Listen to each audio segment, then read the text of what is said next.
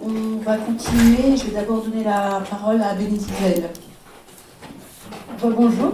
Alors on reprend pour cet après-midi. Je vais présenter Ariel Ada, que nous avons le grand plaisir de recevoir aujourd'hui. Merci Ariel de nous joindre à nous.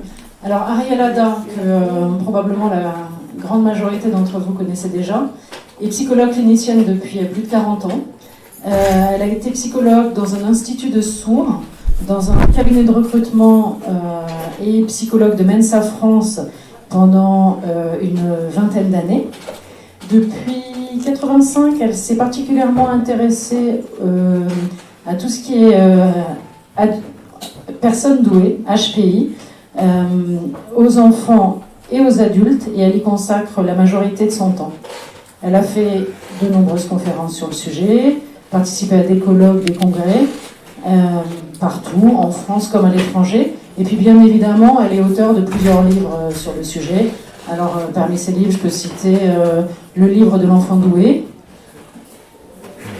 un autre livre qui est L'enfant doué, l'intelligence réconciliée chez Odile Jacob, coécrit avec Hélène Catroux, ou encore Adulte sensible doué, trouver sa place au travail, donc le sujet qui nous intéresse particulièrement aujourd'hui, et s'épanouir, toujours chez Odile Jacob, et en coécriture avec Thierry Brunel. Et enfin, en 2018, le livre Psychologie des enfants très doués, chez Odile Jacob. Je laisse la parole à Ariel Ada. Alors, quand on entend ce CV, c'est impressionnant. En fait, non, j'ai surtout travaillé dans des centres de consultation, des CMP, CMPP, pour enfants et pour adultes. J'ai surtout travaillé là, constamment. Le reste, c'était plus ponctuel. Alors, donc, depuis, on s'intéresse aux adultes doués au travail depuis finalement très peu de temps. En préparant cette conférence, je me suis aperçue que ça ne remonte pas très loin. Même si le livre Adultes au travail a l'air de disparu en 2015, mais en fin de compte, c'était un marchandage avec Odile Jacob qui ne voulait pas on parle des adultes doués uniquement parce que ça faisait la concurrence à un autre livre. Donc on a dit bon, on travaille, et puis j'ai rajouté des choses. Mais j'ai écrit pendant 7 ans ce livre, tout ce que je pensais des adultes, tout ce qui me venait à l'esprit, tout ce que je pouvais trouver en réfléchissant. Et adultes au travail, ça ne venait pas tellement. Donc, comme on vous l'a dit, j'ai été psychologue de Mensa France, et à chaque assemblée générale, je pensais que c'était mieux de prendre la parole. Alors je ne prenais pas la parole très longtemps, c'était pas un colloque, hein. Je parlais un quart d'heure, maxi 20 minutes peut-être, enfin ça dépendait de l'ordre du jour. Mais je ne parlais pas du tout des problèmes de travail. Je parlais de l'image de soi, de la difficulté sociale, les relations sociales, amicales, amoureuses, de l'image de soi. Je parlais de ces choses-là et pas du tout de l'adulte au travail. Et même, j'ai l'impression que les gens que je voyais en consultation ne parlaient pas tellement de problèmes de travail. Ils parlaient de problèmes ponctuels, mais qui étaient des relations de personnes, mais pas de problèmes de travail global. Alors, je pensais, je crois, et je pensais souvent, que finalement, on est protégé par sa fonction. Enfin, on était, parce qu'apparemment, c'est pas ça, on était protégé par sa fonction. C'est-à-dire que quand on va à son travail, on a une étiquette, on a un badge, et ce badge est protecteur. On dit si c'est la DRH, si c'est le comptable, à l'extérieur, on ne va pas dire vous allez voir madame quelque chose, ou monsieur, on ne va pas dire ça, parce que ça ne dira rien à personne. On mentionne les gens par leur fonction. Donc, ils sont protégés. Et c'est par cette fonction. Et en principe, je parle d'armure pour les adultes. Hein. Je dis, les adultes ont besoin d'une armure pour affronter le monde. Et tout le monde, plus ou moins, enfin, elle doit être plus épaisse pour les gens doués. Et ce badge pouvait fonctionner comme armure. Et de fait, je me souviens, il y a très longtemps, j'avais eu comme client un monsieur, qui devait avoir une trentaine d'années, qui était complètement phobique. Une fois chez lui, il ne pouvait pas descendre acheter du pain, c'était pas possible. Enfin, c'était quelque chose. Et il était représentant à l'époque pour des maisons d'édition. C'était même plusieurs maisons d'édition. Et dans son travail, il était formidable. Il allait au restaurant avec les clients, il était un excellent représentant. Mais la différence, enfin donc aujourd'hui, dans sa fonction, il n'était plus du tout phobique. Et alors que chez lui, c'était ultra phobique. Il ne pouvait pas aller au cinéma, il fallait qu'il soit près de la sortie, il ne pouvait pas tenir. C'est passé après. Alors du coup, quand il a été mieux, il est devenu représentant international. Il a voyagé dans le monde entier. Donc c'était réussi. Et j'ai regretté parce qu'il m'a apporté des livres de science-fiction, parce que bon, et j'ai regretté, c'était bien. Enfin, on ne peut pas tout avoir, mais lui qui guérisse. Donc, c'est cet exemple qui m'est revenu là, ça prouve que le badge peut quand même protéger, mais peut-être pas suffisamment. Et peut-être que maintenant, les relations sont plus facilement perverses, sont plus empreintes de perversité, j'ai l'impression. C'est plus difficile de se défendre. Alors évidemment, dans l'équipe idéale pour le travail, c'est quelqu'un qui est doué, qui recrute des collaborateurs qui sont forcément doués, parce que ça se fait tout de suite. Les gens doués se reconnaissent entre eux. Vous en savez quelque chose. Ça se reconnaît tout de suite. Entraîne pas. Donc il embauche des gens doués, et ça fait une équipe magnifique. Tout le monde s'entend bien. Enfin, il y a le caractère, mais on fait aussi attention au caractère. Tout le monde s'entend bien, et c'est formidable. Et puis voilà, le chef change, il est nommé ailleurs, et c'est la catastrophe pour celui qui le remplace. Parce qu'il a une équipe qui est douée, peut-être plus douée que lui. Et d'autre part, la mentalité est telle qu'on a tendance à ne pas ménager la hiérarchie. On peut être charitable pour les gens en dessous, mais on n'est pas charitable pour les gens au-dessus. On a tendance à ne pas les ménager. Alors ces équipes idéales, elles sont momentanées, mais après ça peut devenir très désagréable, surtout pour celui qui est au-dessus. Alors quand les gens doués rentrent dans la vie professionnelle, ils attendent avec plaisir l'impatience de se mettre à l'épreuve, de pouvoir donner leurs mesures, de pouvoir enfin faire quelque chose, eux. Alors, ils ont été stagiaires, mais les stagiaires, soit ils sont chouchoutés, soit ils font des photocopies, on les traite comme rien du tout. Mais ils ne sont pas encore adultes, ils ne sont pas eux-mêmes. Et là, ils vont relever des défis. C'est comme ça qu'ils voient l'entrée dans la vie professionnelle, relever des défis. Et les gens doués ont besoin de relever des défis, sinon ils dépérissent, tout simplement. Et d'ailleurs, ce besoin, je connais des médecins qui font, je ne sais pas si vous avez entendu, moi je ne connaissais pas, j'ai connu comme ça par eux, ça s'appelle Spartan Race. C'est des jeux, enfin c'est un triathlon, mais l'entraînement c'est des entraînements de commando, c'est quelque chose de très très très difficile.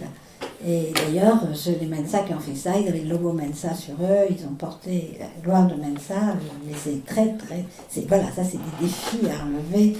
Vraiment, on est à l'épreuve, il n'y a pas de cadeau, et quand on l'emporte, on est vraiment heureux, vraiment content. Quand on a réussi, quand on était jusqu'au bout, on est vraiment heureux. Alors, jusque-là, les gens ont toujours été avec des pairs, jusqu'à temps qu'ils soient confrontés à un monde plus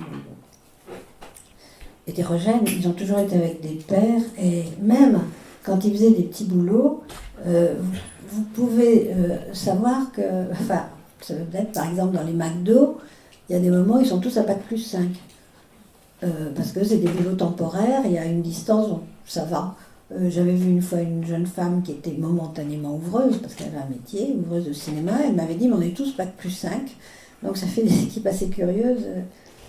Et parfois vous voyez les caissières, les caissiers, des gens comme ça, tout d'un coup vous voyez que vous échangez avec eux de façon assez étonnante. Et là, les gens ne sont pas entamés par leur travail parce que c'est momentané, c'est pas eux. Ils font ça pour gagner un peu d'argent, pour gagner de l'argent, c'est tout. Et c'est vraiment le petit boulot. Et quand ce qui se passe souvent, quand ils démarrent, alors qu'ils sont pleins d'enthousiasme, qu'ils veulent faire leur preuve, ça se rétrécit à toute vitesse.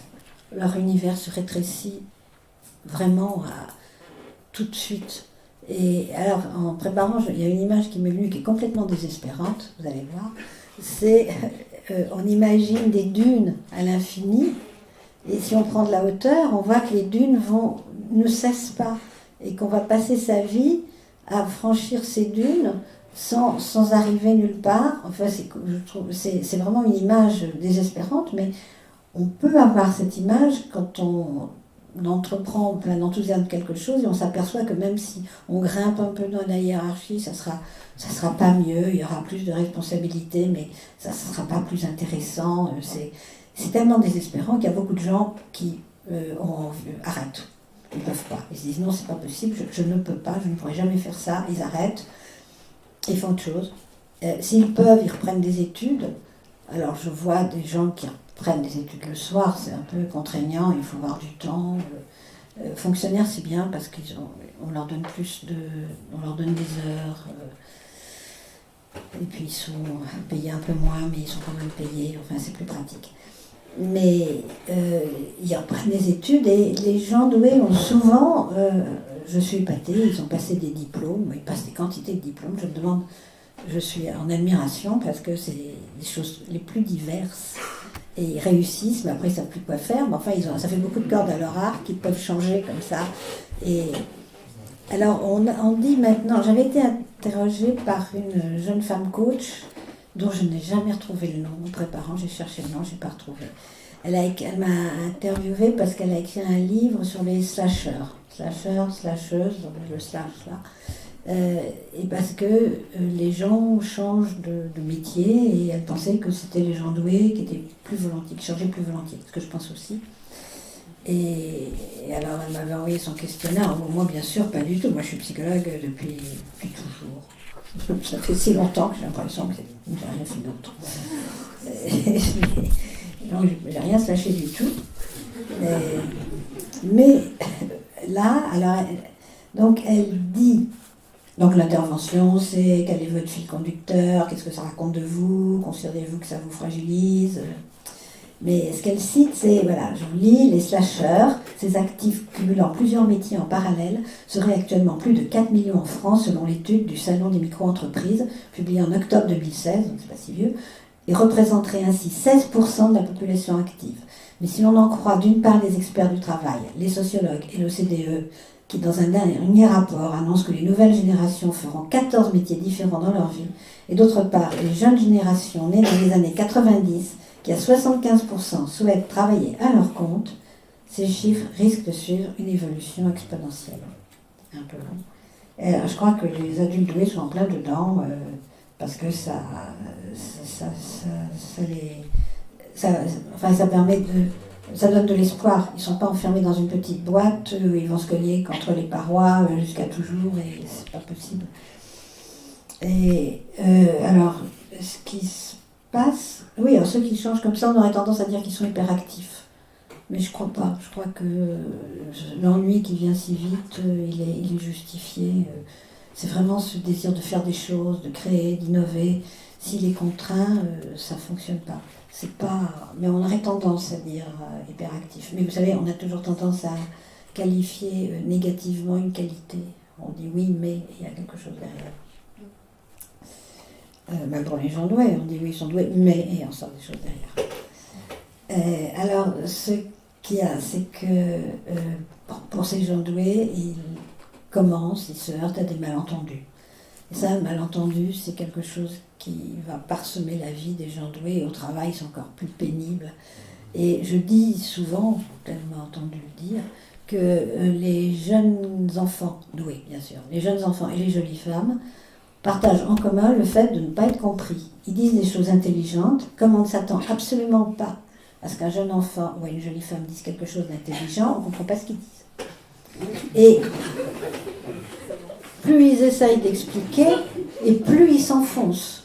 Je suis sûre que vous avez l'expérience de quand vous essayez d'expliquer à quelqu'un qui ne comprend pas, qui ne peut pas comprendre, vous essayez d'expliquer, de justifier, de remonter loin, il n'y a rien à faire.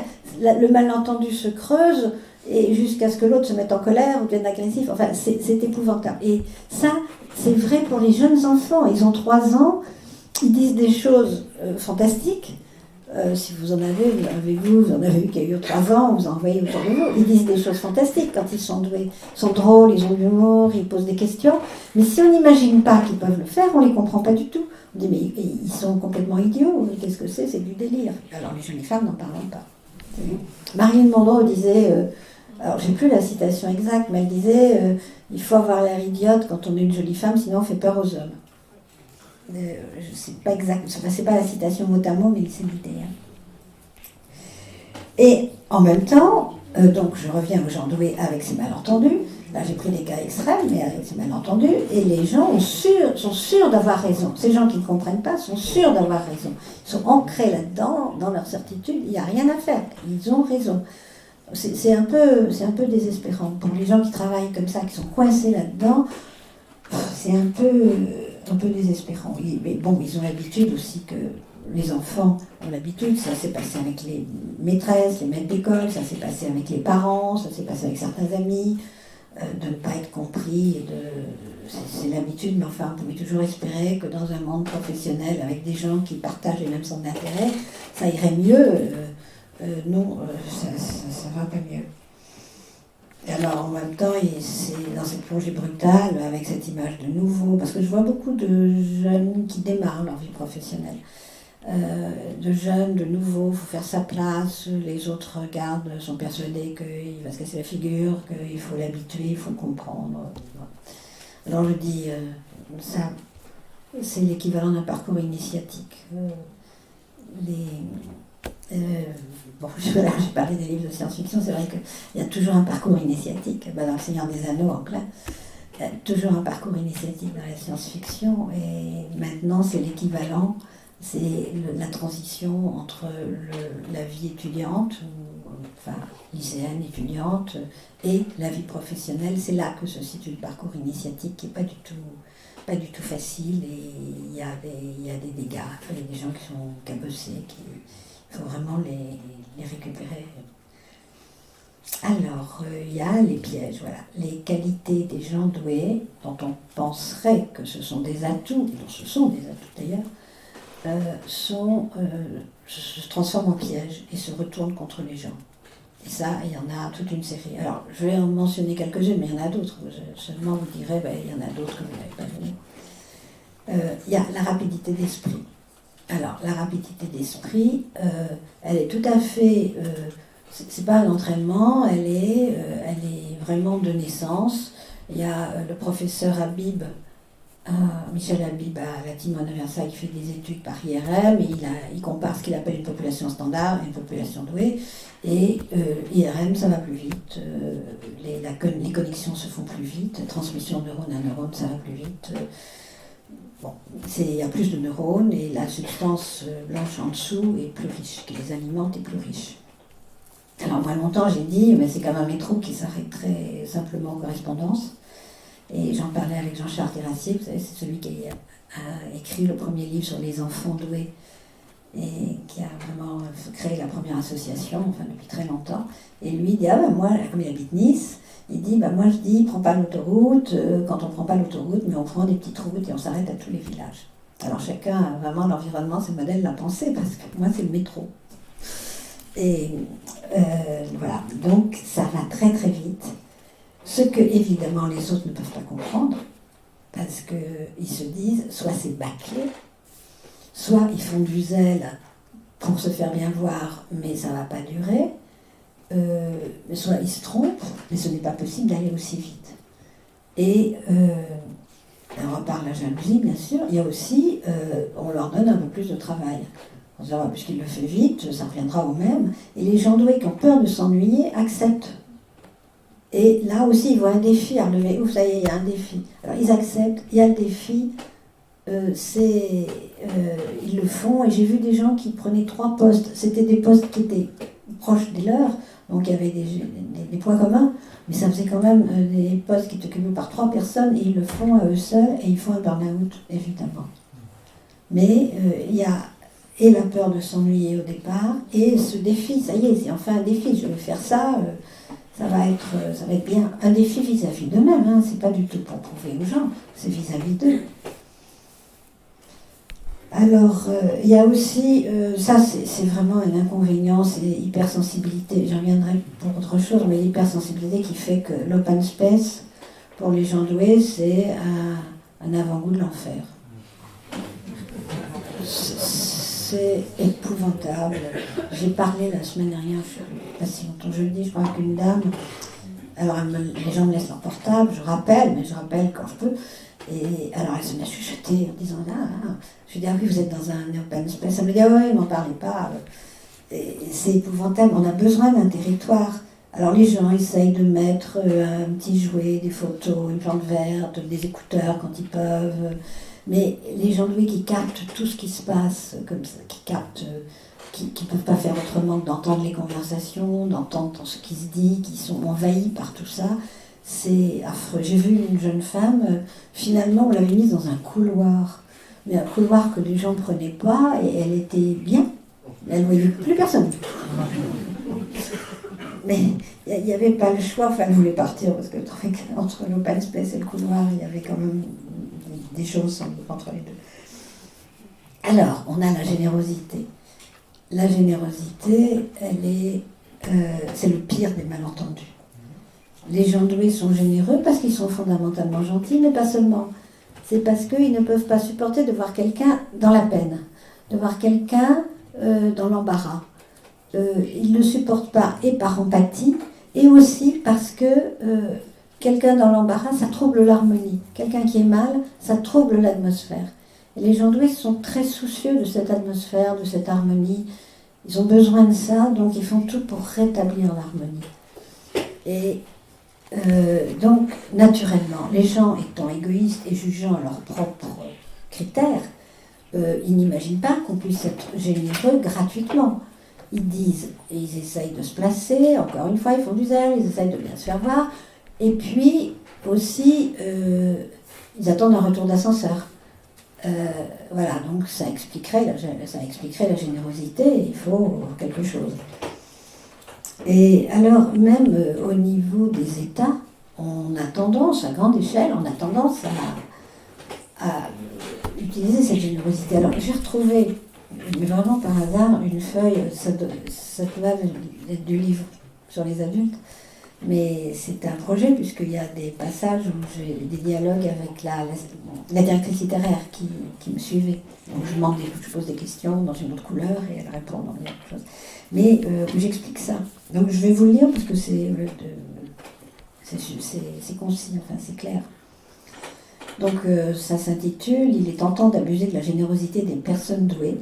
Cette propension à exploiter au plus loin la générosité et l'esprit de sacrifice des personnes douées se retrouve dans nombre de situations, donc en dehors des relations amoureuses. Que ce soit dans le monde du travail ou plus largement dans la société, la tentation est grande de mettre à profit cette disponibilité rendue plus efficace par le don intellectuel.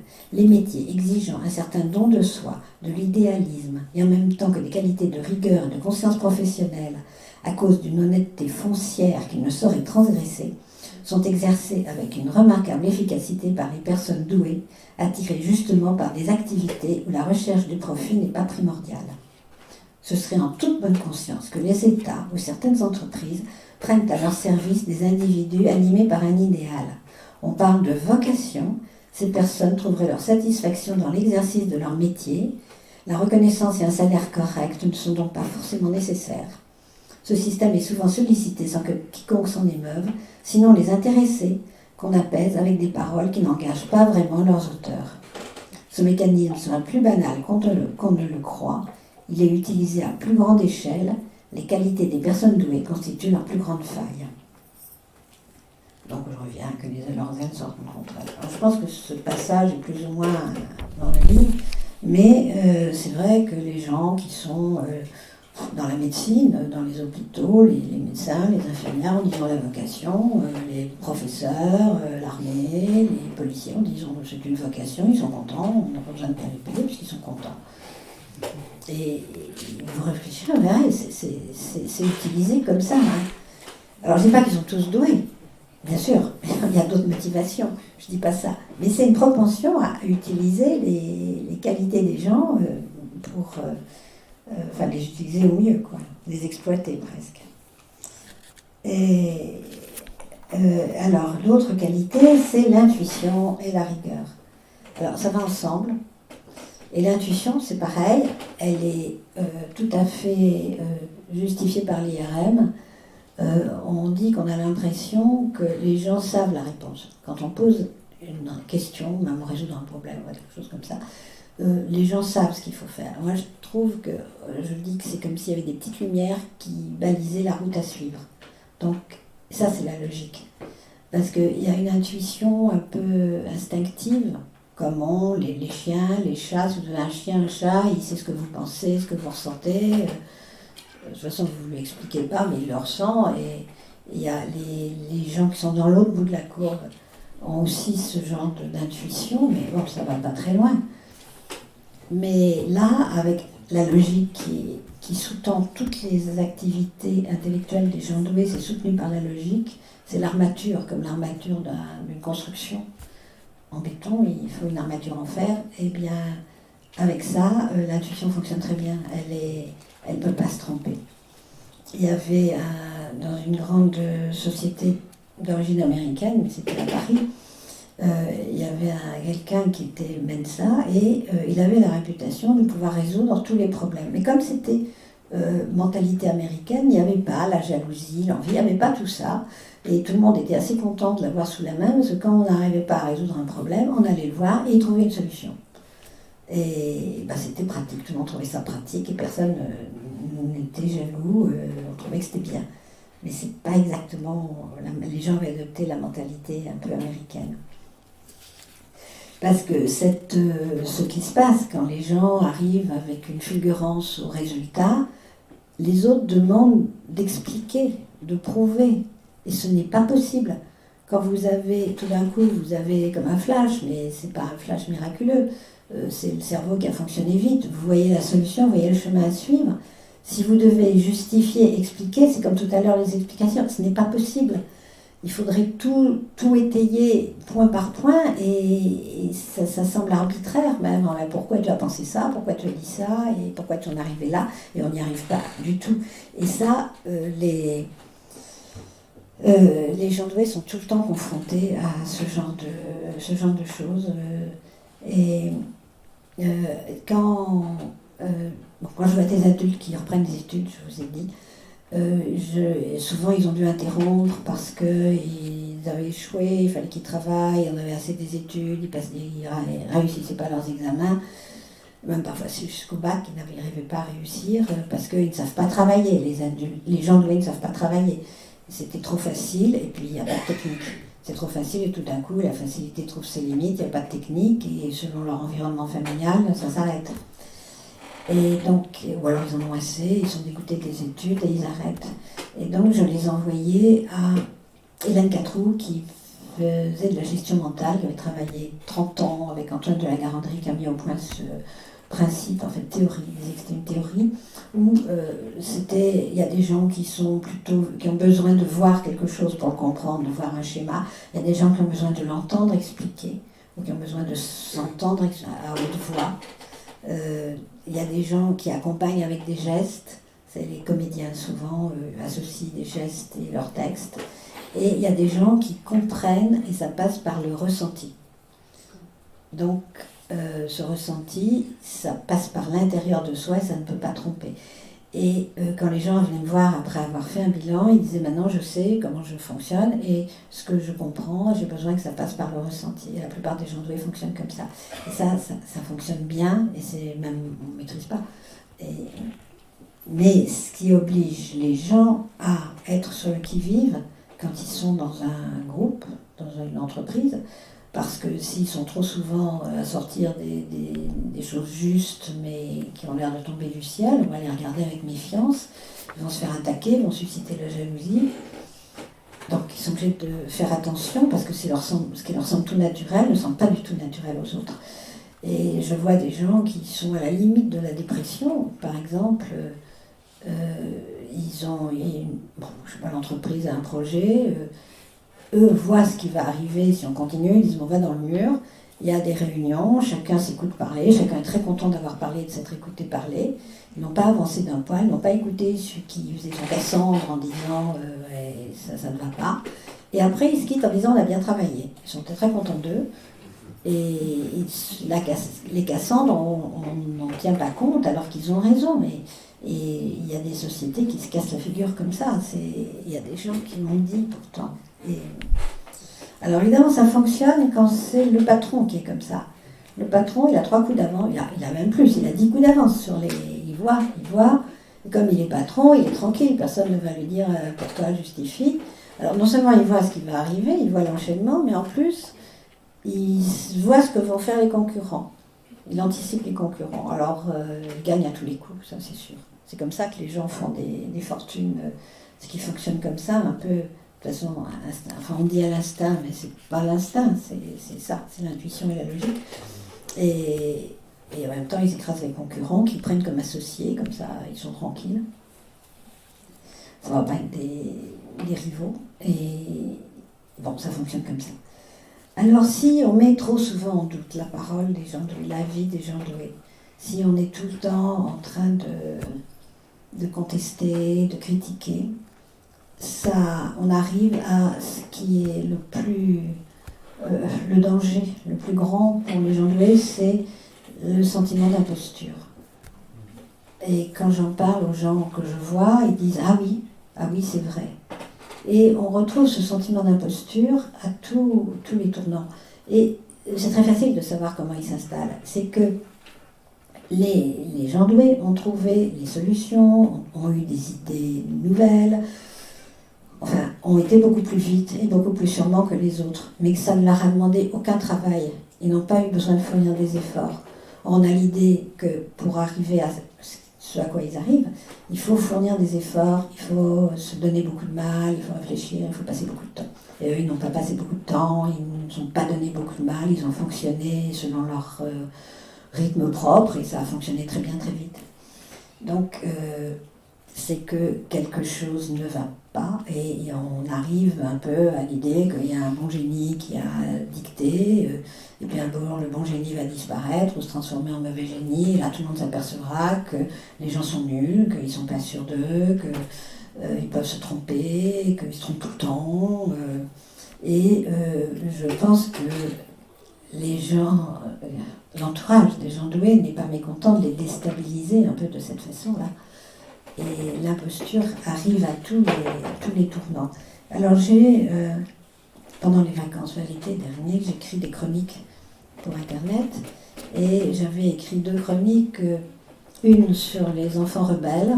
Là, il y a des enfants doués qui veulent rien accepter, là, il n'y a que qui font la loi, et des enfants qui ne veulent pas admettre qu'ils sont doués. Et dans les 2 cas, je débouchais sur l'imposture. Donc j'ai écrit une 3e chronique sur l'imposture, mais elles ne sont pas encore pareilles. Et les enfants rebelles, pareil, pas les 2 autres. Et je débouche sur l'imposture. C'est-à-dire que les enfants aussi ne veulent pas être considérés comme doués parce que ça va leur mettre une pression et ils se disent mais non, je ne suis pas doué. Et c'est ce qu'ils disent. Ils disent de toute façon, tout le monde se reconnaît dans les descriptions. Quand la description est un peu trop floue, un peu trop vague, ils disent ben, je me reconnais, mais évidemment, mais tout le monde se reconnaît et tout le monde n'est pas doué, donc je ne suis pas doué. C'est une espèce de syllogisme comme ça et on ne peut pas les en sortir. Ça explique aussi que les gens s'entourent de rituels, de gris-gris, on peut s'étonner de voir des gens qui ont bien réussi dans la vie, qui ont des petits objets, enfin quelque chose qui ressemble à des manies, c'est des rituels, moi je fais toujours ça, enfin, parce que ils ont l'impression qu'ils conjurent le sort, un mauvais sort qui va leur tomber dessus. Mais le sentiment d'imposture est une des plus grandes faiblesses des gens doués quand ils n'ont pas conscience. Petit à petit, ils prennent de l'assurance. Alors ils ont eu de la chance, ils ont eu une scolarité facile, tout s'est bien passé, ils ont moins d'état d'âme, mais vraiment sinon c'est quelque chose. Et au travail c'est mortel. Surtout je vous dis, les autres ne sont pas mécontents. Puis il y a des gens ils sont rassurés une fois. Quand ils réussissent, ils sont rassurés, mais ils sont rassurés une fois, et puis après ça recommence. Alors, en même temps, je connais des gens extrêmement brillants qui disent ah, moi j'ai 100 QI, ce qui bien sûr n'est pas du tout possible. C'est qu'ils ne se rendent pas compte, mais ils ne veulent surtout pas être intelligents parce que aussi ça mettrait une pression. Mais sinon, c'est pas possible. Hein. De temps en temps, les adultes que je vois en test sont toujours doués parce que c'est un tel parcours du combattant pour arriver à boire, ils doivent attendre, enfin, donc ça se mérite et ils sont doués. Mais je vois des enfants qui parfois sont en colère, enfin mauvaise tête, sont dans un état de révolte totale, et alors ils sabotent le test, ils n'ont pas voulu le faire, ils sabotent, ils répondent n'importe quoi, ils disent je ne sais pas, enfin, et ils ont 100. Et bien ça va pas très loin. Hein, alors je dis, il faut le minimum pour être en classe, ça va, en 105, en classe ça va, dans les petites classes, hein, prénom, mais ils font le minimum, mais ça va pas très loin, hein, c'est un peu impressionnant. Donc quand les gens disent moi j'ai 100 QI, c'est pas possible, il faut savoir. Autre qualité mal vue, c'est le perfectionnisme. Alors, le perfectionnisme, il est mal vu parce qu'il fait perdre du temps, parce que ça donne des gens qui semblent tatillons. Là, pour une fois, leur rapidité n'est pas de mise, non, il faut vérifier les choses. Et eux ne peuvent pas bâcler. Quelqu'un de doué ne peut pas bâcler son travail, il en va de l'image de lui-même. Bâcler, c'est abîmer sa propre image. On n'est pas dans ce qu'on fait. Donc ce n'est pas possible. Et ils ne peuvent pas être différents. Et donc ça fait perdre du temps, le reste de l'équipe n'est pas content, la hiérarchie n'est pas contente parce qu'il y a quelqu'un qui est là en train de l'air qui semble mettre des bâtons dans les roues. Et ça peut générer une colère de l'employé contre le patron et l'inverse. Et alors, à propos de colère, j'ai vu ça sur Internet hier. Vraiment, c'est tout récent, mais je ne sais même plus où. J'ai regardé comme ça mes mails. Et c'est un des mails que j'ai reçus, mais je ne sais plus quel site. Et où on disait, pour calmer les employés, il faut prendre une poupée vaudou et la piquer à l'image du patron. Voilà. Et ça calme les employés. Alors, moi, je ne conseillerais pas ça, hein, parce que c'est un peu dangereux, ça me paraît un peu extrême. Et puis en plus, il y a des retours, je ne sais pas, en fait, je ne conseillerais pas ça. Et alors, c'était bien sûr une étude américaine, bien sûr, je crois en Californie, bien sûr. Et après, je n'ai pas tout vu parce que je n'ai pas eu le temps. Et après, on voyait deux femmes à la suite, américaines, qui parlaient de ça. Et alors, c'était un immense amphithéâtre. Et il n'y avait pratiquement que des hommes, et elle leur faisait arriver sur scène, à côté d'elle, un type avec une cible, il avait un casque, personne n'a vu ce truc, non? Je me demande comment j'ai reçu ça. Il avait une cible sur le... C'est parce que je devais venir ici. Une cible, et alors les gens devaient jeter des avions en papier sur lui. Et c'était l'image des flèches du vaudou. Ça me paraît très américain, mais en fait je trouve étonnant qu'on en revienne là en disant quand les employés ne sont pas contents contre leur patron, c'est très simple. Hein, qu'à cela tienne, on prend une poupée, c'est un peu inquiétant.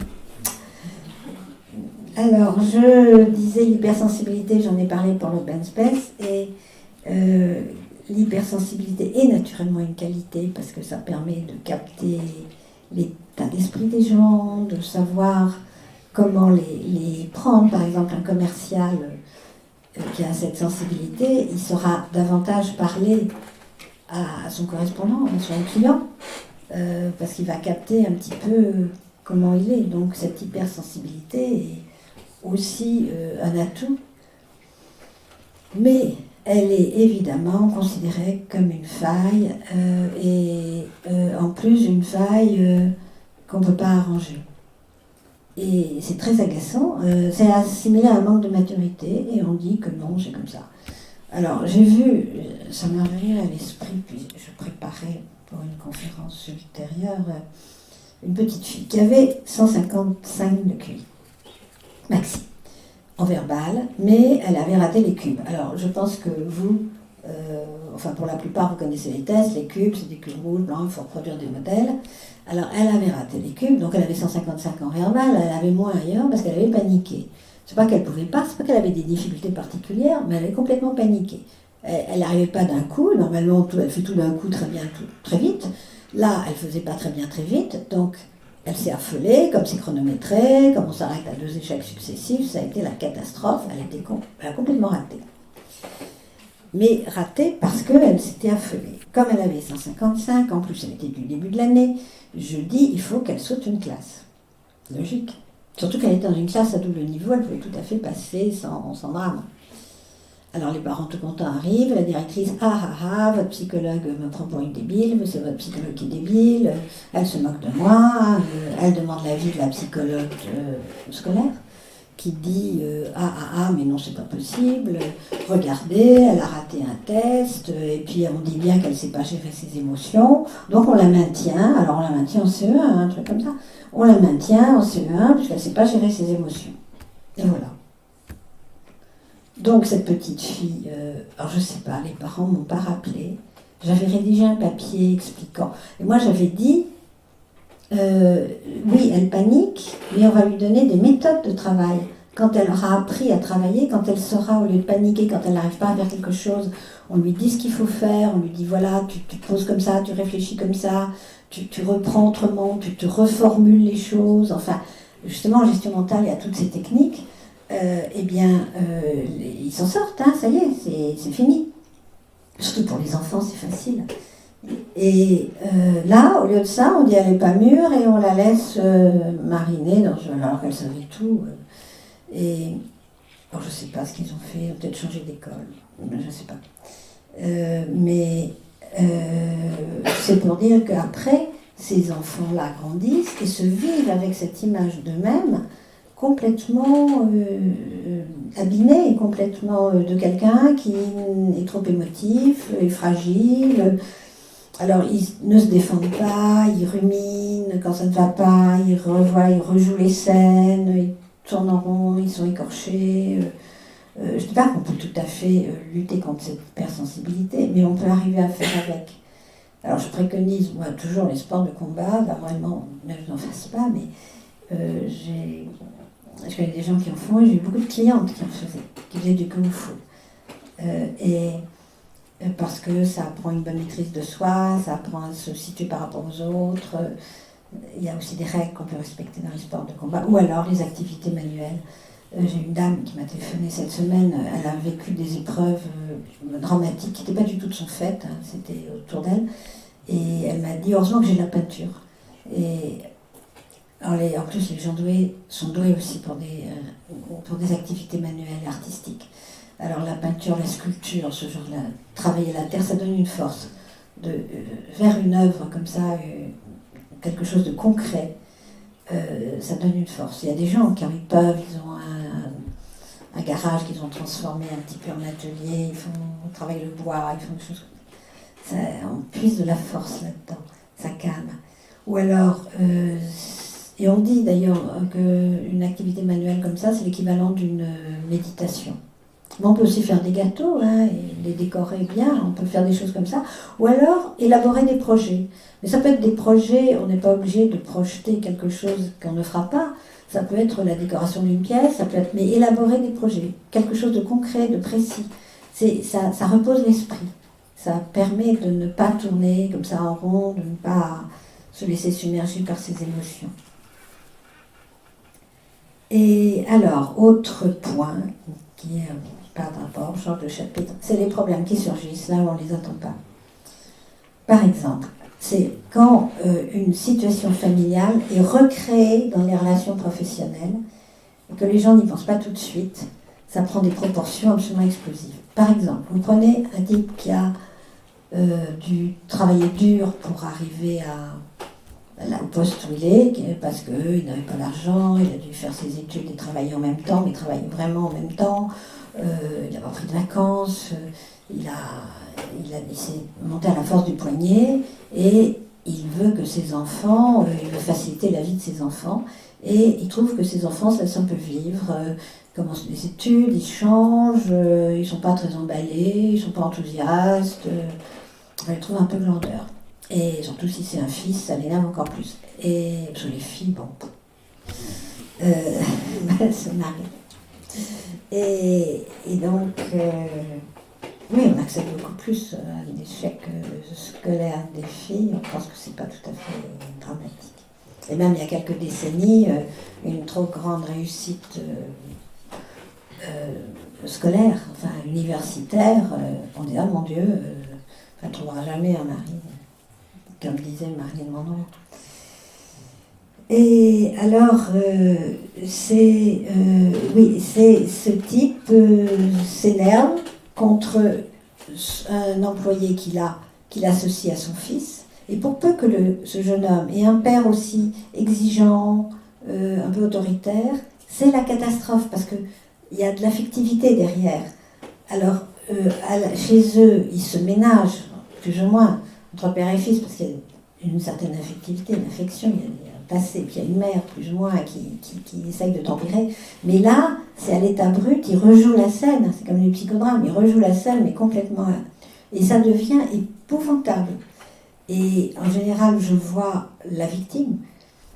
Mais ça cesse. Une fois que les gens ont compris pourquoi c'est aussi dramatique, eh ben ça se calme. Ça se calme assez vite. Mais enfin, chacun y a laissé des plumes, parce que le jeune peut être complètement déprimé et ça peut prendre un aspect dramatique. Et celui qui est au-dessus peut, enfin sa santé, s'il est hyper tendu, quelque chose, c'est un peu dramatique. Il y a aussi des cas que j'ai vus j'ai vu plusieurs fois. C'est un aîné et une cadette. Les cas que j'ai vus, c'était des femmes, mais ça doit être une aînée et une cadette. Alors, à la maison, l'aînée se comporte, une aînée plutôt sans caractère. Elle se comporte comme une aînée qui a son caractère, c'est-à-dire... elle est très autoritaire, elle critique la cadette, elle lui est exigeante, elle n'est jamais bien. Et la cadette a une admiration éperdue pour l'aîné, veut avoir son assentiment, a toujours peur de dire des bêtises, donc il est un peu ratatiné, et ça fait ce type de relation. Là-dessus, au travail, ça se retrouve, cette configuration se retrouve. Et celle que j'ai vue qui était emblématique, c'est que les deux avaient le même prénom, les deux aînés et les deux cadettes avaient le même prénom. Donc c'était encore pire. Et ce qui était encore pire, c'est que ces deux aînés, qui étaient donc aînés ou dans une position hiérarchique supérieure, étaient moches. Et les cadettes étaient jolies. Donc vous imaginez, et moi celle que j'ai vue, c'était donc une jolie cadette qui identifiait sa chef à son aîné avec le même prénom, qui m'avait dit après, ça y est, sa sœur est venue la chercher à son travail, elle est hyper féminine, alors que l'autre n'est pas du tout, enfin. Mais on imagine, ça prenait des proportions, et celle qui est venue me voir, je crois que pendant les 3 premières séances, elle a pleuré, elle ne pouvait rien faire d'autre que pleurer. C'était épouvantable. Et puis, quand elle a pris conscience de ça, elle a pu réagir. Ce n'était pas sa sœur aînée. Elle a même réagi vis-à-vis de la sœur aînée, qui était aussi toujours autoritaire, alors que ces gens-là avaient passé 30 ans. Mais était toujours autoritaire, et elle a pris conscience de ça, et ça a été beaucoup mieux sur tous les plans. Mais ça peut prendre des proportions épouvantables quand on rejoue une scène familiale dont on n'a pas tellement conscience d'ailleurs, parce que ces histoires les cadets ont toujours vécu comme ça, et ça leur paraît normal. J'ai vu, là, c'est hier, non pas hier, parce que jeudi, j'avais vu un petit garçon qui ne parlait pas, même les parents étaient étonnés qu'il réussisse à répondre au test, parce qu'il ne parle pas aux gens qu'il ne connaît pas. Mais ça a été du boulot, elle l'apprivoisait. Et alors, je lui avais dit au petit garçon, j'ai dit, mais parfois ton frère aîné doit te critiquer. Il me dit, non, pas du tout. Je dis, mais il se moque pas de toi, il trouve pas qu'il y a des choses que tu sais pas, que tu devrais savoir. Non, non, pas du tout. Et après, les parents m'ont dit, oh là là, mais il ne fait pas de cadeaux, il l'embête. Et alors le petit garçon n'osait pas parler parce qu'il a toujours peur de dire des bêtises. Il y a des bégaiements qui arrivent comme ça. Et ça passe vite, hein, quand on le sait. Enfin, l'histoire des enfants, non, c'est pas pareil. Mais quand ce sont des adultes qui revivent, ça passe vite. Quand je parlais des relations familiales qui se revivent, il faut y penser, hein, quand vous vivez, quand vous voyez ça autour de vous, il faut y penser parce que c'est une clé. Parce que les gens que je vois sont dans un état catastrophique. On dit, on parle d'estime de soi, c'est quasiment de la nouvelle langue, estime de soi, je trouve. Parce que quelqu'un ne peut pas avoir constamment une bonne estime de soi, ce n'est pas possible. On peut être content parce qu'on a pu résoudre un problème, on a réparé une machine en panne, on a trouvé une solution, on a porté un diagnostic qui était compliqué. On est content, mais on est content ponctuellement. On ne va pas dire je suis le meilleur et ça va être tout le temps comme ça. il vaut mieux pas compter sur l'estime de soi pour se récupérer en cas de malheur. C'est vraiment... il faut savoir qu'on est faillible, il faut savoir que s'il y a des hauts et des bas, ce n'est pas l'imposture, mais ce n'est pas possible. C'est-à-dire qu'on essaye de vendre l'idée estime de soi et on court après, c'est comme courir après le bonheur, il fuit. Non, c'est pas ça, le bonheur est à l'horizon et il fuit, voilà, c'est ça. L'estime de soi, c'est pas quelque chose qu'on aura, on fait avec, on se réjouit quand ça va bien, on prend confiance, on a du courage, mais ça reste là, il ne faut pas compter là-dessus. Et parce qu'un des défauts des gens doués, c'est qu'ils ne savent pas se vendre. C'est terrible, ils ont l'impression qu'ils se vantent, ils ont l'impression qu'ils sont en train de dire qu'ils sont les meilleurs, que les autres ne sont pas bons. Ce n'est pas possible. Je vois des gens qui font une reconversion professionnelle, une jeune femme qui disait mais ma coach, elle me dit voilà, je suis très bien, mais je ne sais pas me vendre, il faut que j'apprenne à me vendre. Et moi, je me dis que c'est pas possible. On ne peut pas se vendre. Je ne crois pas que quelqu'un doué puisse dire moi, je suis le meilleur.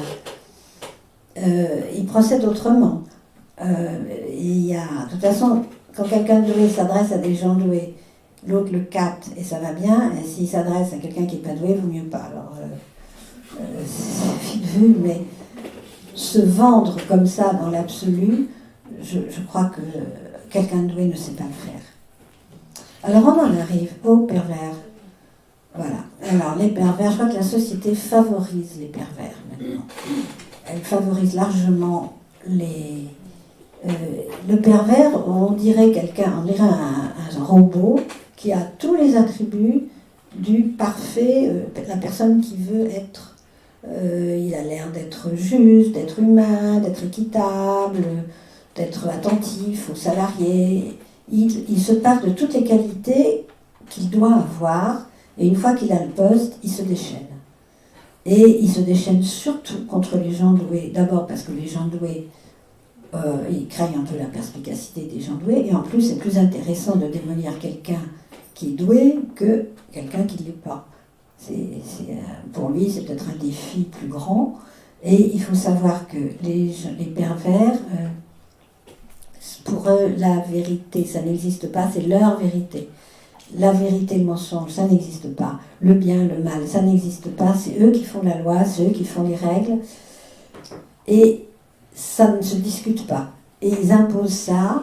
Et alors, ça peut paraître inconcevable, et les gens doués ne peuvent pas imaginer que d'autres puissent être des êtres humains, apparemment humains, puissent être aussi insensibles, aussi mauvais, aussi destructeurs. Ils n'imaginent pas. Alors on trouve des excuses, le pauvre, alors l'enfance, je ne sais pas, tout ce qu'on veut, et il n'y a pas d'excuse pour les gens pervers, il n'y a aucune excuse.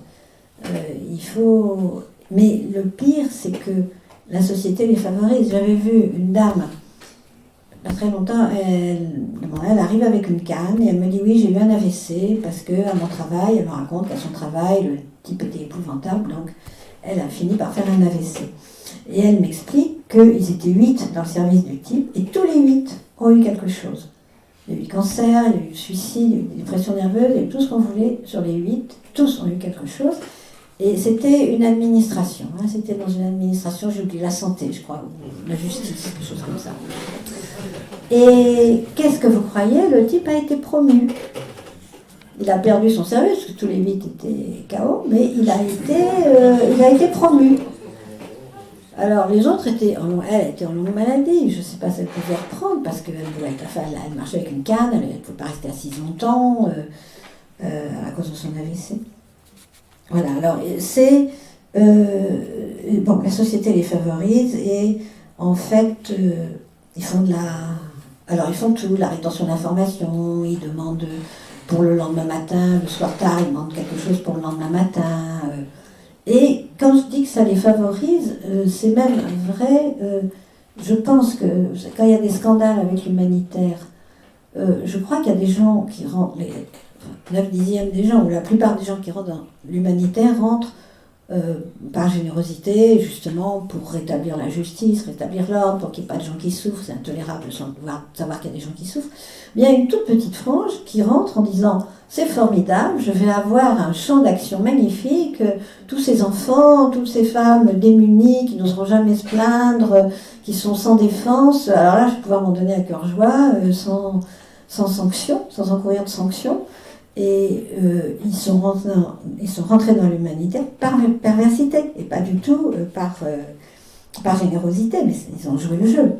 C'est sûrement vrai aussi pour les religieux, qui rentrent comme ça, on ne le sait pas, ils disent qu'ils ont la vocation, ils jouent la comédie de toute façon. Et puis en se disant, mon Dieu, tous ces enfants, c'est formidable, m'occuper d'enfants, et là vraiment j'ai ce qu'il faut, c'est magnifique, c'est Byzance, quoi, c'est l'abondance. Et oui, alors les pervers, effectivement, ça peut mener les gens au désespoir si jamais les gens ne sont pas soutenus par des gens qui les aiment. Ça peut les amener à des situations extrêmes. Et d'ailleurs, on voit bien que il y a des entreprises où ils s'en vont par paquet de douze. Ils s'en vont des mouches, tombent comme des mouches. Alors, les qualités des gens doués, c'est... il y en a beaucoup plus que ce que je vais dire, mais celles qui peuvent être utiles. Il y a la curiosité d'esprit, qui permet de saisir ce qui se passe dans l'air, de capter des idées, de pouvoir en faire quelque chose, qui sait les reconnaître. Il y a l'audace intellectuelle, j'en parle dans les comptes rendus, l'audace intellectuelle qui fait qu'on ne s'arrête pas aux idées reçues, on peut aller plus loin, on peut faire quelque chose. C'est pas l'audace physique, c'est intellectuel. On n'a pas peur d'avancer dans des terrains inconnus, de défricher. La persévérance, la ténacité, on ne se décourage pas facilement. La cohérence, le souci d'harmonie. Ça, le souci d'harmonie et de cohérence, c'est vraiment une des caractéristiques. C'est comme pour un musicien, des fausses notes. Il ne pourrait pas supporter de jouer quelque chose avec des fausses notes ou d'entendre de la musique avec des fausses notes. Il y a le détail, ne pas supporter, je l'ai parlé dans le Perfection, c'est ne pas supporter qu'un détail ne marche pas, parce qu'avec leur imagination, il y a l'imagination aussi, mais ça va de soi. L'imagination, ils envisagent toutes les catastrophes qui pourraient arriver. Et si un détail ne fonctionne pas, et de fait, c'est comme ça qu'il y a des ponts qui s'écroulent, des barrages qui cèdent, des immeubles qui s'effondrent. Et en préparant, ça m'est revenu un dessin que j'ai vu il y a très longtemps, mais qui m'avait énormément plu. Et je pense qu'il va vous plaire. On voit en fond la tour de Pise, toute droite, et devant, on voit deux types en habit Renaissance, enfin, pourpoint, et il y en a un qui a un rouleau de parchemin à la main, donc ils sont devant la tour de Pise. Il y en a un qui dit « J'ai un peu triché sur les fondations, mais ça ne se verra pas. » Moi, j'adore cette histoire. C'est un dessin, ça m'a plu. Et donc, voilà, et le doué se dit, si on néglige un détail, ça va partir il va y avoir des catastrophes, et de fait, il y en a. Mais lui, il les voit, et c'est insupportable. Alors, en fait, toutes ces qualités, tout ce que j'ai énuméré, ça rend les gens fiables. Pour ceux qui savent apprécier ces qualités, les identifier, les reconnaître, les apprécier. Pour les autres, ça reste théorique, ça reste abstrait, ça ne sert à rien. Ce qu'ils font, les autres peuvent le faire. Enfin, ce que fait quelqu'un de doué, d'autres peuvent le faire, parce qu'il le fait facilement, d'autres peuvent le faire. Alors après, on s'aperçoit que pas du tout, mais sur le moment, on a cru que c'était comme ça. Je ne sais pas si vous êtes tous passés par là, mais enfin, ça arrive souvent. Et puis, il y a aussi un autre écueil dont je voulais parler, c'est que les gens, on a tendance, c'est maintenant une mode, on identifie, alors on parle par exemple des enfants à besoins différents, et on met les dyslexiques, les orthographiques, et on met au potentiel là-dedans. Et moi je ne vois pas pourquoi, c'est peut-être besoins différents, oui, mais on les met dans le même sac que ceux qui ont vraiment un handicap dont il faut tenir compte. Alors que les gens doués sont comme tout le monde, ils ne sont pas une race à part, ils sont comme tout le monde. La preuve, c'est qu'ils réussissent les tests, mais ils réussissent mieux. La plupart, mettons, peuvent résoudre 10 problèmes, eux, ils peuvent en résoudre 15. Mais c'est des problèmes qui ont été conçus dans une suite logique. de difficultés croissantes mais logiques. Ça n'a pas été conçu par des martiens ensuite. Donc les gens doués sont tout à fait comme les autres, mais fonctionnent plus vite, fonctionnent mieux, vont plus loin, entraînent les autres quand tout va bien, montrent la voie, trouvent les inventions, les prix Nobel, ils n'ont pas 80 QI. Tous ces gens qui ont fait des découvertes, qui font avancer la société, c'est des gens doués, heureusement, qui sont là. Et ils ne sont pas une race à part, ils sont les mêmes, mais ils mettent leur qualité en exercice, enfin, à profit. Donc une société qui engage des gens comme ça, elle gagne du temps, elle gagne en prestige, elle gagne en fiabilité, elle fait preuve d'originalité, tout ça grâce de synthèse. Faire la synthèse de beaucoup de choses, ce qui aboutit à des idées originales. Non seulement il y a le prestige, mais il y a aussi la sûreté, c'est sûr, c'est fiable. Et quand les qualités des gens doués sont reconnues, ils deviennent 100 000 fois plus efficaces, et là, ça retombe sur la société, et ça correspond tout à fait au but de Mensa, qui est d'améliorer les conditions de vie des gens en unissant leur intelligence. Voilà.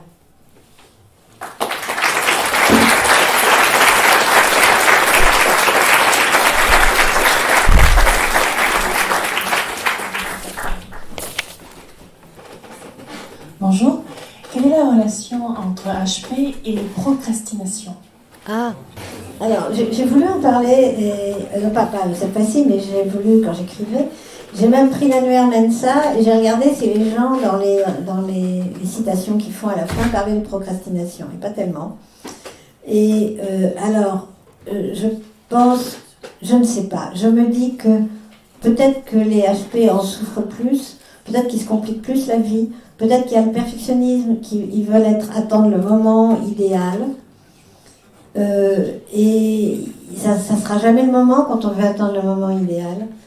Et c'est simplement je crois que c'est dans le livre, je dis, c'est une propension humaine.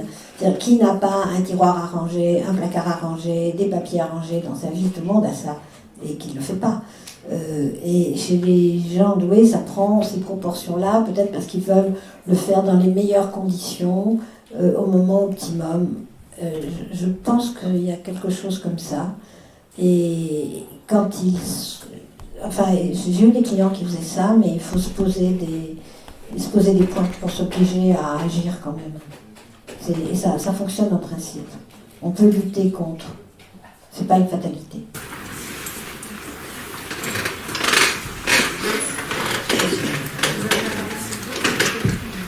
Je peux parler fort. En fait, la question sur l'estime de soi, c'est vrai qu'on a du mal avec l'estime de soi, mais je ne sais pas s'il y a une piste dans le sens où s'estimer comme on estime un poids, on va dire ça peut faire un litre de lait. Si quand on a un problème d'estime de soi, on ne peut pas justement se poser la question avec notre intelligence de dire qu'est-ce que je sais faire sur ce sujet, qu'est-ce que je ne sais pas faire. Quelque part, se sortir de ce problème d'estime, de s'estimer soi-même dans le sens. Oui, au sens de porter oui, comme on estime, on dit ça doit peser dans les 20 grammes. Oui, c'est vrai, c'est pas du tout comme ça qu'on l'entend, mais c'est vrai qu'on a intérêt à bien se connaître, oui, à dire ça je peux, ça je ne peux pas.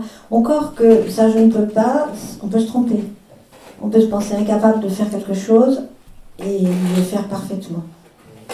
Je crois que s'estimer soi-même, c'est pas très objectif. On risquerait, comme on ne sait pas se vendre, on risquerait de se dévaloriser. Je pense plus facilement, les gens doués se dévaloriseraient plus facilement qu'ils ne se surestimeraient. Je crois que c'est bon d'avoir un retour de quelqu'un qui dit mais non, mais là tu es très bon, là tu y vas. Je crois qu'on a besoin du regard des autres. C'est pour ça que je trouve un travail personnel là-dessus, on a besoin du regard des autres, ça c'est sûr. Je crois. Hein. Oui, bah oui. Oui, je suis un peu.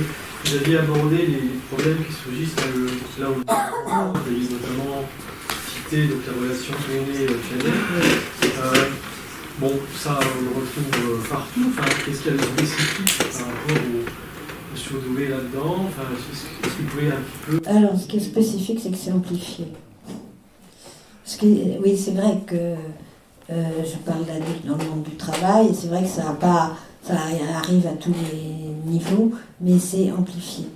C'est amplifié, et je pense que le type qui a payé de sa personne, qui a travaillé comme un fou pour arriver là où il est doué. Donc il supporte encore moins bien ce qui semble une trahison si son fils ne marche pas sur ses... Ils se sont trahis, quoi, par ça. C'est pour ça que c'est encore pire. Il faut dire d'une façon générale, les gens doués amplifient complètement leurs émotions, amplifient les situations.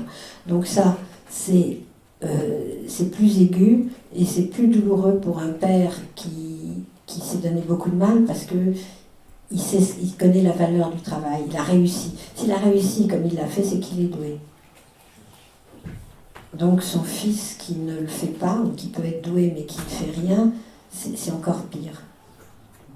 Et le fils peut se sentir écrasé par un père comme ça, alors qu'il peut être doué aussi. C'est souvent à cause du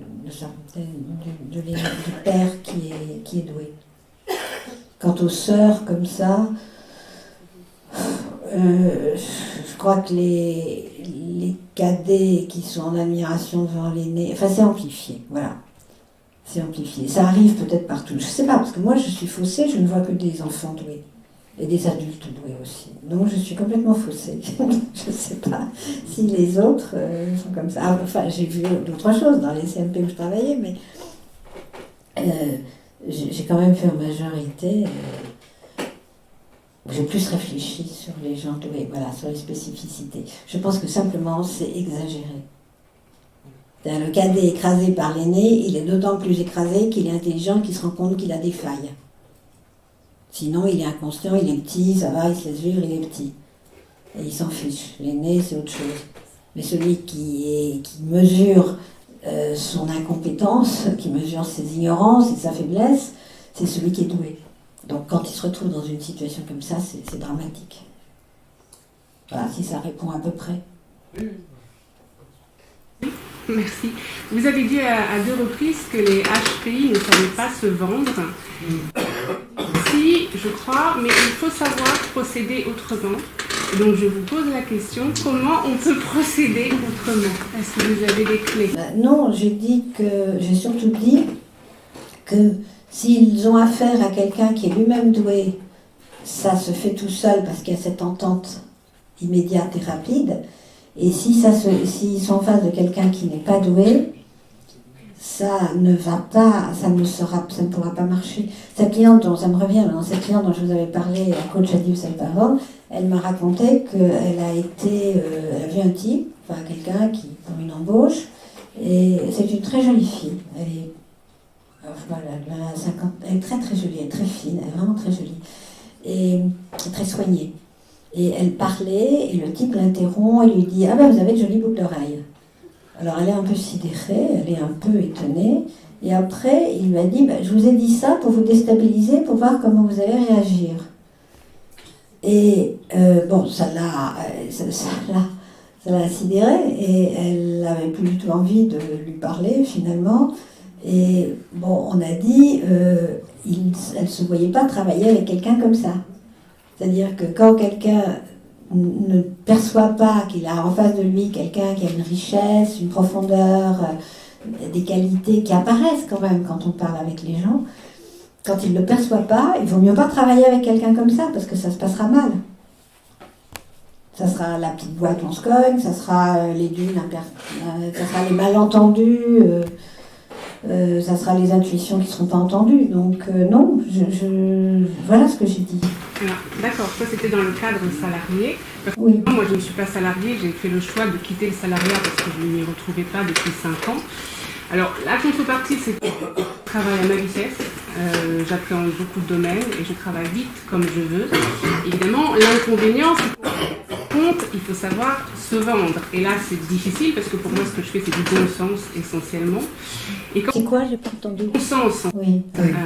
Et quand vous avez dit, mais il faut savoir procéder autrement, je me suis dit que peut-être qu'il y avait, hors contexte salariat, des méthodes particulières pour les HPI pour savoir effectivement comment appréhender cette phase prospection. Là, je ne sais pas, non, là, vous êtes quand vous vendez ce que vous faites, vous récupérez un badge.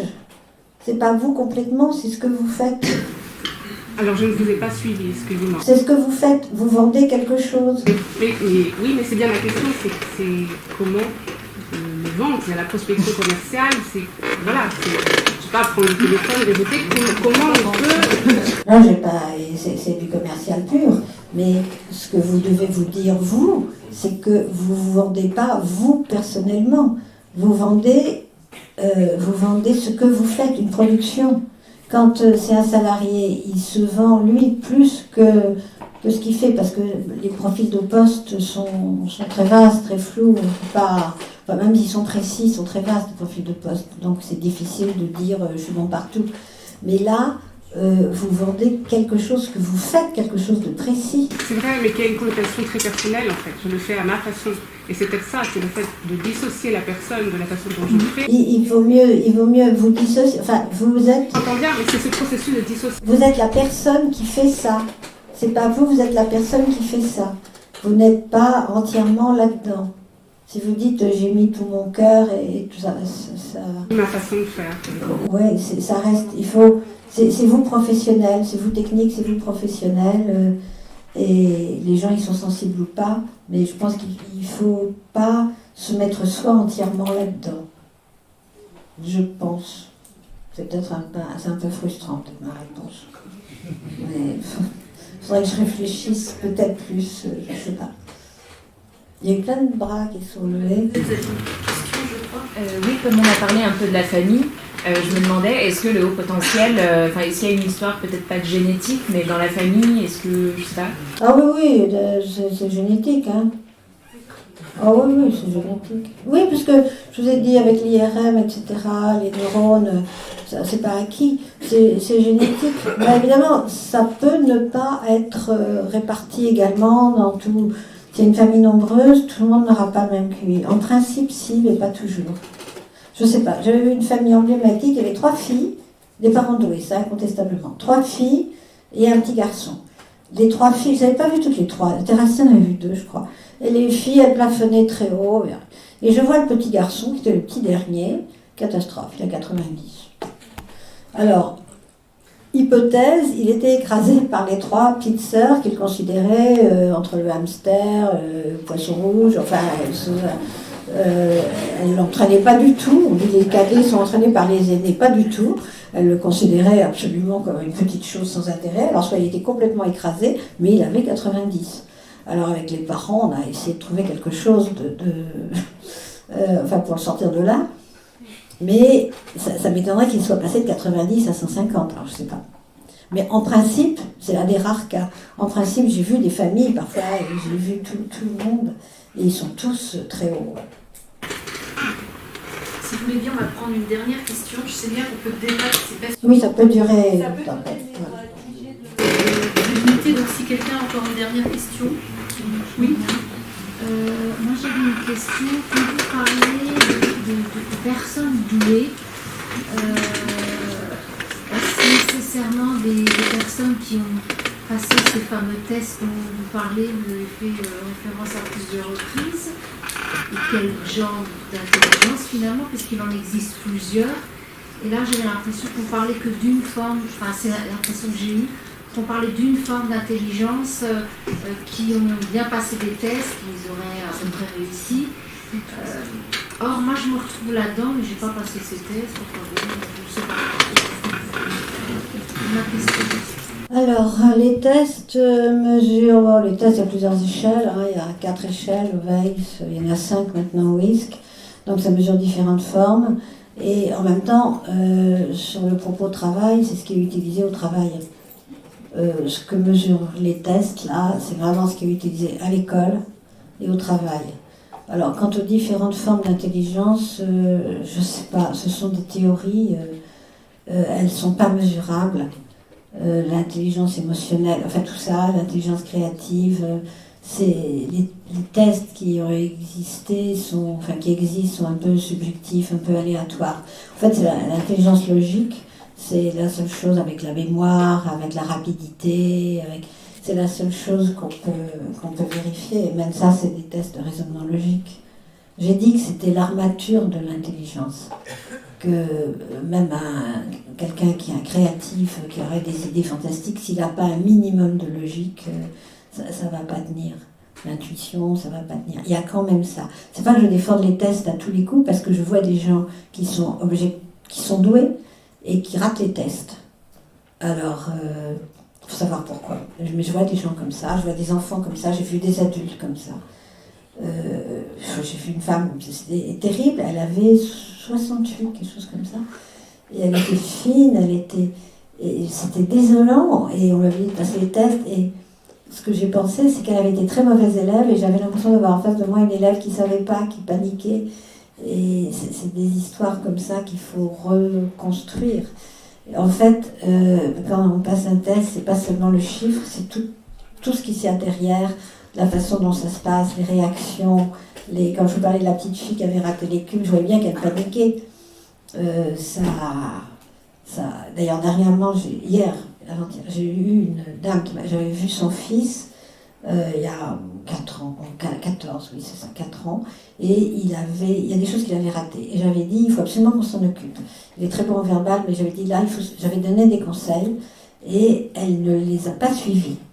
Et elle a voulu le mettre dans une école avec des classes pour enfants doués, et on a dit, il faut un test récent. Elle va passer un test récent dans un cabinet, pas une psychologue, dans un cabinet, et là, on trouve le gosse à moins de 100. Donc elle me téléphone affolée. En fait, ce qui s'est passé, c'est qu'elle ne s'est pas occupée de ce qui n'allait pas. Donc le gosse s'est détérioré petit à petit, c'est-à-dire qu'il s'est déprimé. Il voyait que de plus en plus, il y a des choses qu'il n'arrivait pas à faire. Il a été rongé par une image de lui-même catastrophique et une dépression. Et donc quand il a repassé le test, il savait qu'il y avait des choses, par exemple en calcul. Il était bon en simple addition, soustraction, il était bon, mais à calcul, quand il fallait comprendre des énoncés, il n'y arrivait plus, il ne comprenait pas, parce qu'il n'arrivait plus, il avait pas, là, il avait quelque chose à mettre en place, et ça n'a pas été mis en place. Donc il y a des choses comme ça, c'est ce qui a dû arriver à la dame aussi. C'est des choses comme ça. Donc le test, c'est aussi un instrument clinique, et il faut voir ce qui se passe. Parce qu'il y a des gens qui ratent, j'ai une chronique d'ailleurs là-dessus, sur les enfants qui ratent les tests. Il faut voir ce qui se passe, dans ce cas-là, ça sert de clinique, ça peut arriver. Je sais que quand j'étais la psychologue de médecin, je voyais des gens qui rataient à un point près, je disais, mais vous avez dû vous affoler, vous avez dû perdre du temps, et il y a des gens qui m'ont dit, mais oui, mais vous avez raison, ce que vous avez écrit, vous avez raison. Et je me suis dit, mais je vais me reprendre, et j'ai essayé de savoir pourquoi ils avaient raté quand c'était de peu comme ça. Enfin, j'essayais de savoir pourquoi je me servais de tout, de leur écriture, pour savoir pourquoi ils avaient raté. Voilà, donc je ne sais pas si ça répond, mais en tout cas le chiffre est toujours à relativiser. Quand il est bon, il est bon. Sinon, il faut savoir ce qui se passe. Voilà, je voulais vraiment remercier Madame Ada pour sa venue qui fait aller-retour de Paris aujourd'hui, et je pense qu'on peut vraiment l'applaudir chaleureusement.